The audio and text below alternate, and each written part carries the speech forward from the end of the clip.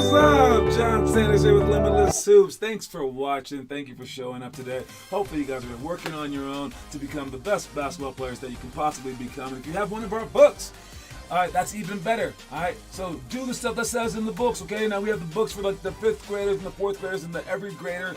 All right, and people like one person I remember, Derek.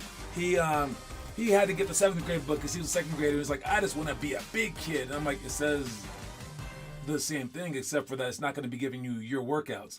So all of his workouts, because we were doing elementary and middle schools separately, he actually had the wrong workout. Look, this is a guide. It is not meant to make you feel stupid, but I know how kids are. You can trick a kid into anything. You could be like, hey, go clean your room because a baby wouldn't do that, and like stupid little kids always fall for that crap, right? Look, it says a grade level just for like organization reasons, not like easier or harder. And I've even had some parents say, well, I don't know, the challenge for the day was horribly easy, but his kid didn't do like 80% of the stuff. I mean, like, dude, is he doing everything? And with that said, this used to be our only book. And then it didn't say this on it. It didn't say those horrible words on it, of course. It just said this, and that was our only book. It's exactly this size, everything. And it's just that I realized that some kids were like, I don't know what to do in the in-between days. I don't know what to do right now. Should I just like lay down and go to sleep? Or should I shoot some basketballs? I don't know what to do. So I was like, okay, fair enough. So then I created these things right here, right? And then since I still had this book that had a lot of information in it, all of which is in here, by the way, it's just organized differently, and it has a whole bunch of padding around it.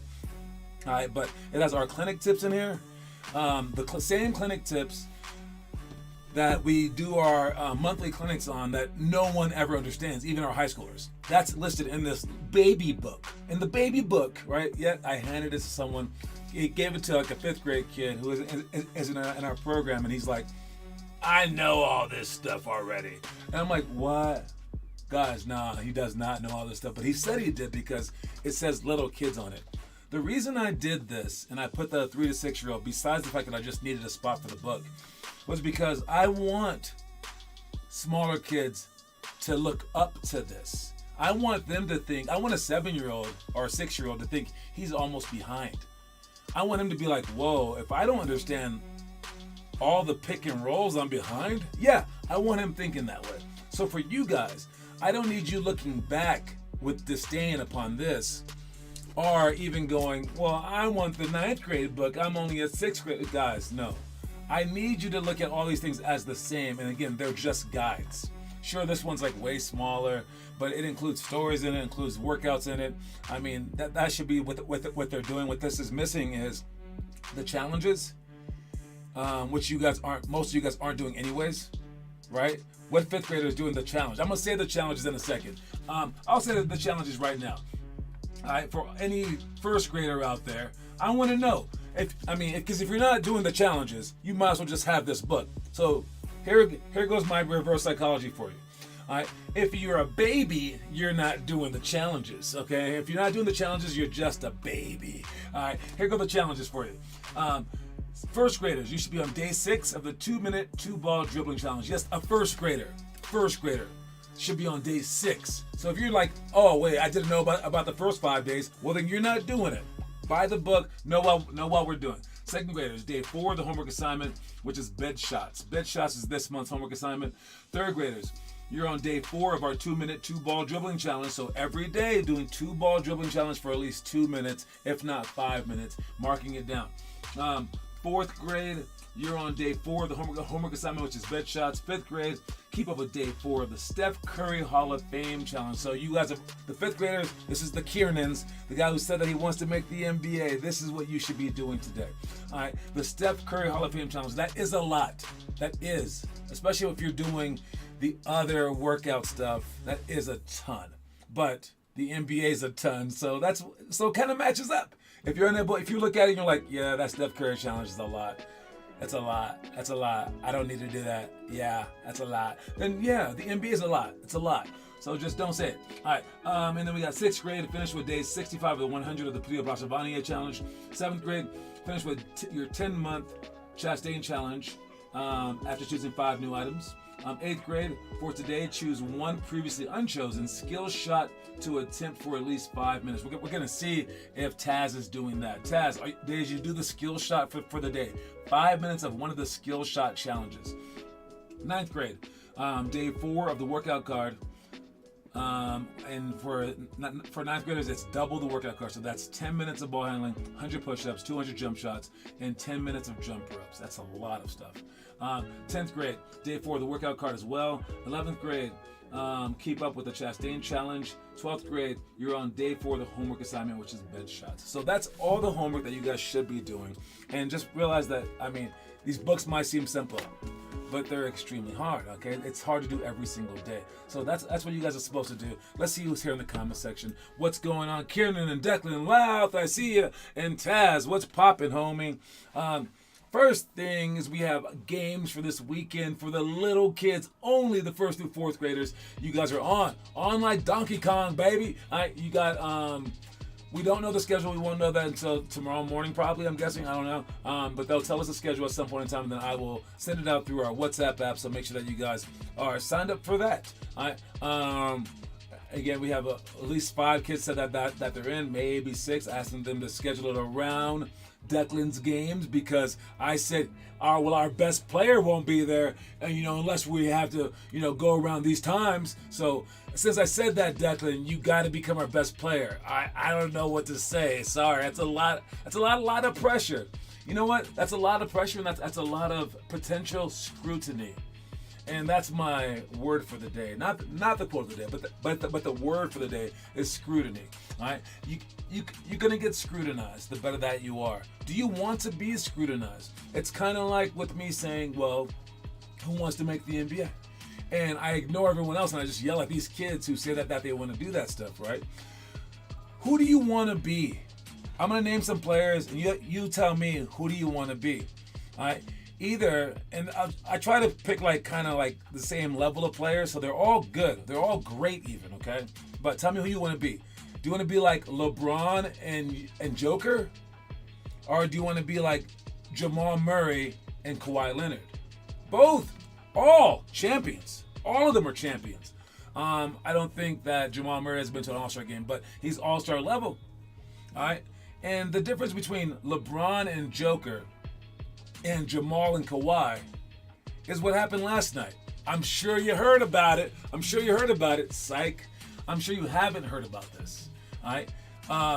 Kawhi Leonard had a ridiculously horrible game.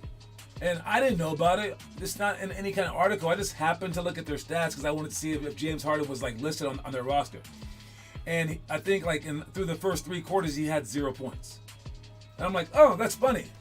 Kawhi, since he's so quiet, and he's always in an auxiliary role. He's never overshadowing anyone. He's allowed to have really, really bad games. And so is Jamal Murray. If Jamal Murray scores 3 points, 5 points, it's not major news. That's not shocking. It's not well, the world's over. But if Joker had 3 points and 2 rebounds and he played the whole game, that would be insane. And LeBron James, same thing. People wouldn't let him live it down. He's 40 nearly, and he's getting triple doubles, and people are still critiquing him. All right, and he can play as well as he can. And they'll just be well, he should have had longer hair or something like that, right? When you become good, or when you have high expectations, the scrutiny comes down. And scrutiny is when people look over you with a magnifying glass, and every little mistake that you do becomes big. And I don't know how you're thinking, but a lot of kids like to avoid that kind of responsibility. I can tell you right this second, I was not that kid, because I remember Mark McGuire and Sammy Sosa.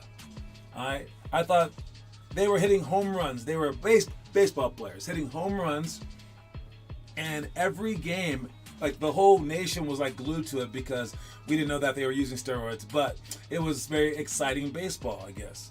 And every day people wanted to know how they did. And I saw at the bottom of the screen on ESPN, on a day that Sammy Sosa didn't hit a home run, it said that he went 0 for 4 with a strikeout. But it was like a headline news. And I was like, yo, that's amazing. I want to be that guy. I want to be that guy. Like, it was so, I wanted to be him so badly. I was like, I want my bad days to be newsworthy. Like when people are like, did you hear John Sanders only scored 1 point?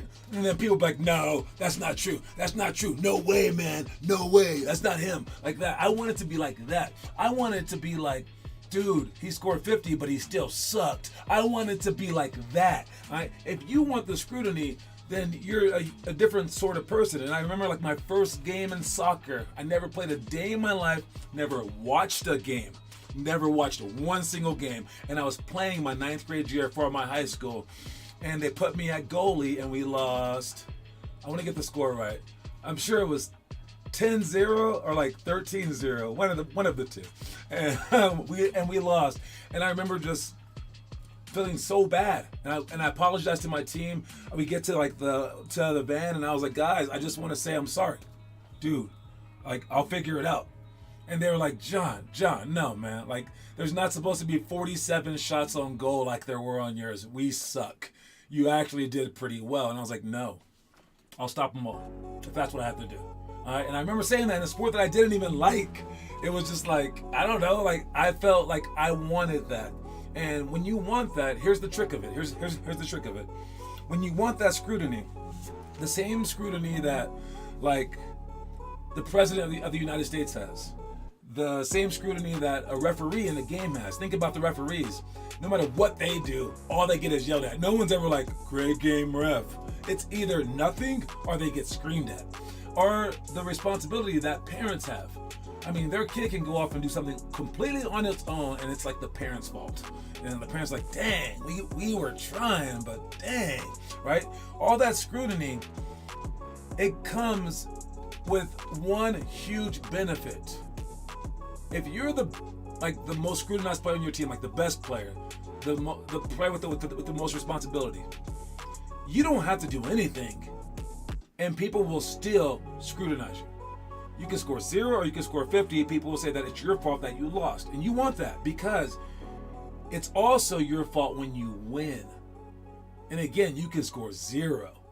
And you can go out there and just be like, boom, I was here, I was getting double teamed. They'll assume that because you are the man. All right, you are the woman, whatever, okay? But like you are the reason that this team is even afloat in the first place. You want that. So like if you're the president, man, when things go bad, they blame it on you, even if it's not your fault. But when things go well, they should blame it on you, even if it's not your doing. So the end result is you can kind of relax and just make sure that the result is a win. And you don't have to like show off for anyone or like do anything outside of your comfort zone. Now you can just be who you exactly that you need to be to win the game without worrying about anything else. So you get to go, you know what? I'm not on today. Let's give that person the ball. Whereas let's say your 3rd best player or 4th best player try to do that. The coach would be like, wow, Billy hasn't scored at all. Take him out the game. He's not doing anything.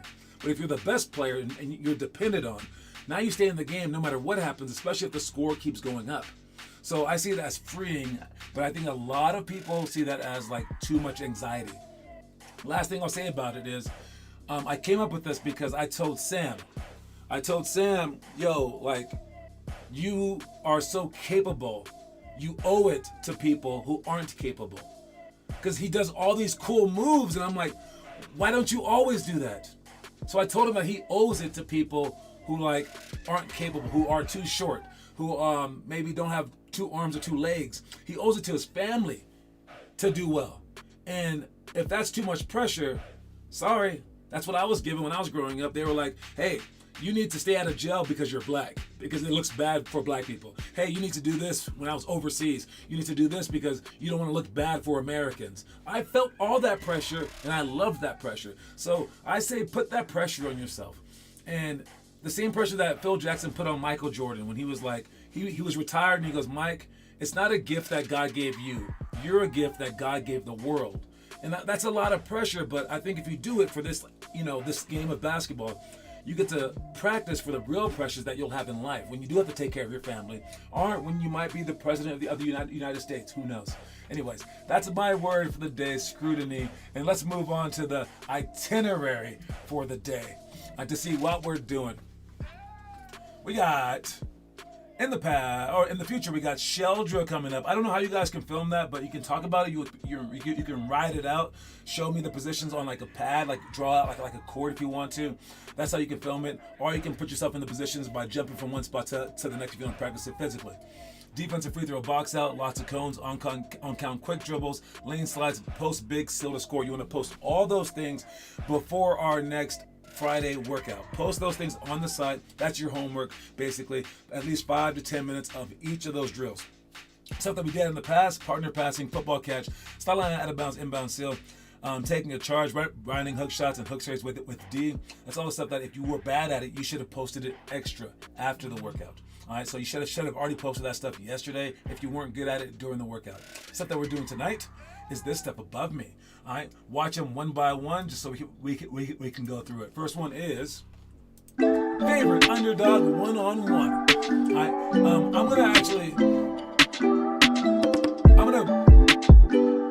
gonna use most of practice to go over this. So we're gonna have 4 groups going around while 4 kids are on the main baskets playing this game, and they're gonna go around. Every time that they go around, we're gonna switch who the 4 kids are. You guys are gonna go around again. So you guys can have a full-fledged game, or 2 even, playing against your favorite versus underdog. Basically, the underdog shoots shots from the elbow, and the favorite will run 10 sprints down and back is 2. All right, and then they play one-on-one after that. All right, and whoever wins the game wins the game. I love that game.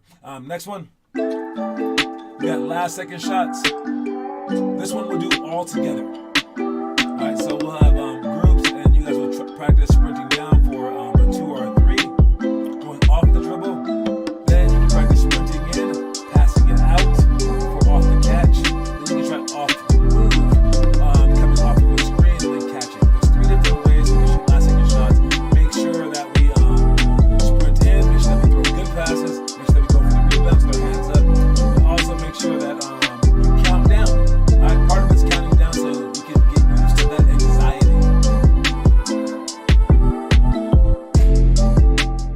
Make that smaller right there. There we go. Better. All right, next one we got weave rebounds. You're gonna try to do this. Small kids can do it off a wall, but you're gonna run around. Don't walk like Connor's doing right there. You don't want to be behind. You want to sprint and then be there. You should almost go like with like defensive slides to get there faster. Next one, athletic spin in reverse. Come in and out between the legs, spin to air reverse layup. Boom. Now you can try for both sides. Make sure you do it with the outside hand, spin toward the outside, and shoot with the inside hand when you shoot. All right. Next one. Retreat, then beat. Nice. Go back. Cross. Push off. Shoot either a jump shot, swoop layup, or floater. Put your ear, hide the ball, come back, come off the screen, get in, retreat, cross, and beat. And this, you do this when the big guy helps. Watch the shot going in. I already know it's going in. Floater. Oh, he missed it. Last one. We got ball drop layup. Boom, sprint. Make sure that you don't step back and score that layup. Then you get in a line, do it fast. You can adjust based off of the kid, so make it just a touch too hard. Right? Try to understand all that stuff. Anyway, those are our workouts that we're doing today. Make sure that you show up to the workout on time. Make sure that we all work as hard as we possibly can. Let's go with the quote of the day. Quote of the day is, luck's believing you're lucky. I truly believe this one. I mean, because you just have so much more swag if you think that you're like in a position of like, I'm a lucky human being.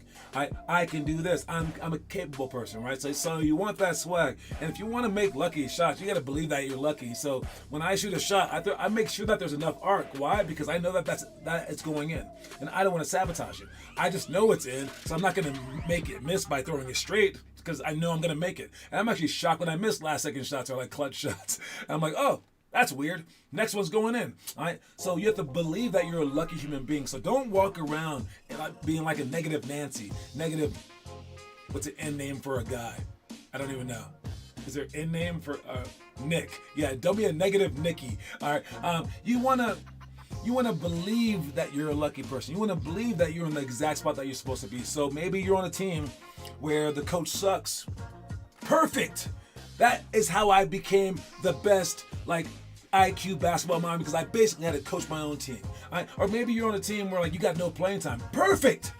Now I'm like Kobe Bryant when he first started out, and I'm gonna work so hard because of this. This is great. All right.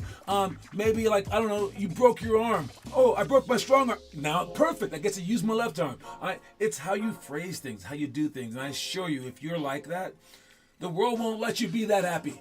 It'll stop giving you crazy stuff to be happy to be happy about. But the moment that you start thinking, oh, woe is me, that's when you get flat tires. That's when other things start happening. So change your mindset, and I bet you it'll change your life. Lux, believing you're lucky. Check the homework. Anyone posting the homework?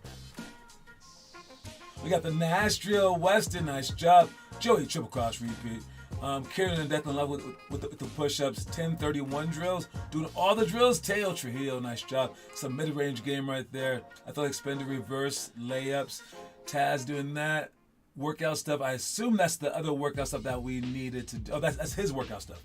All right. Again, you're trying to go for all the workouts. You and Kieran are trying to do all the workouts. Make sure that you do them all. All right. Let's check the story of the day. Watch it. Some people naturally love to run, lift weights, work till exhaustion, and do so much more of what makes a player great. They were fated to play the game. But if you weren't, if fate is against you, I suggest that you ignore fate. Do all that stuff anyways with a smile on your face. And don't allow fate to dictate your life. Oh, I like that one. That was a good one. Yeah, don't allow fate to dictate your life, okay? Maybe you're not fated, you don't love to run. My parents were not people that jogged every day. I can tell you that right now, and that's probably why I don't do it and why I don't like running. All right? But if I were to be an amazing basketball player, that would probably have to be a part of it. All right, so I would have to trick myself into loving to do that. All right, just like the kids that love to read, they do really well in class. All right, if you don't love to read, then you're really in trouble. The kids that love to eat, they're really fat. All right, because that kids that don't as much, they're not as fat. So I mean, you are who you are, but at the same time, if you have goals, change who you are. That's it. There you go. But you have to make it like you have to pretend so well that you actually change something about yourself. So people will be like, man, why do you love to sprint all day? Why do you love to get up shots all day until your arm hurts? Be like, I don't know. I just do. And you're lying about it, but after a while, you're going to get used to it. And it's not going to be a lie after a while. All right? Anyways, the movies of the day. We got the movies of the month, sorry. We have 12 different movies to watch, one per every grade. Make sure that you watch your movies for the month. And if you're trying to make the NBA, this is definitely a part of the deal because you have to post that video at the end to prove to me that you did a perfect month. Will anyone ever be able to do a perfect month in our program? Just one perfect month where you're doing all the NBA stuff. Not every month, just one perfect month where you do the challenge, the workouts before we have them, Monday, Wednesday, Friday, the workout card on Tuesday, Thursday, and then the monthly homework.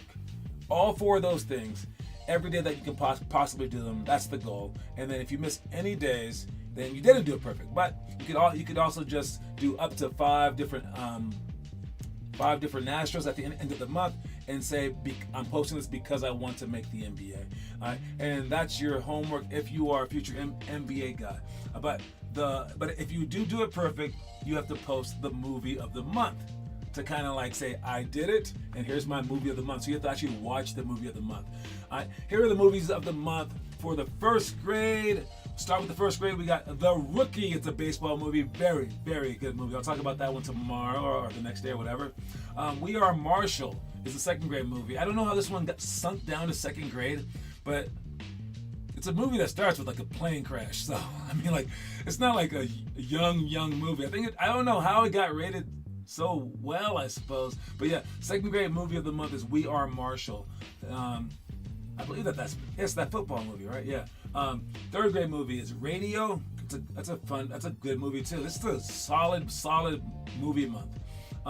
Radio is a movie about a football assistant, like a student assistant. Fourth grade is Secretariat. Solid movie, almost won Best Picture, I think, but it's a movie about racehorse. Fifth grade, Rudy is your movie. One of the greatest movies of all time, like sports or not. Rudy is a fantastic football movie. Fifth grade movie. Sixth grade, Without Limits. This one is a biking movie. I've not seen it, but I think it's decent enough. That's probably our weakest movie for the month.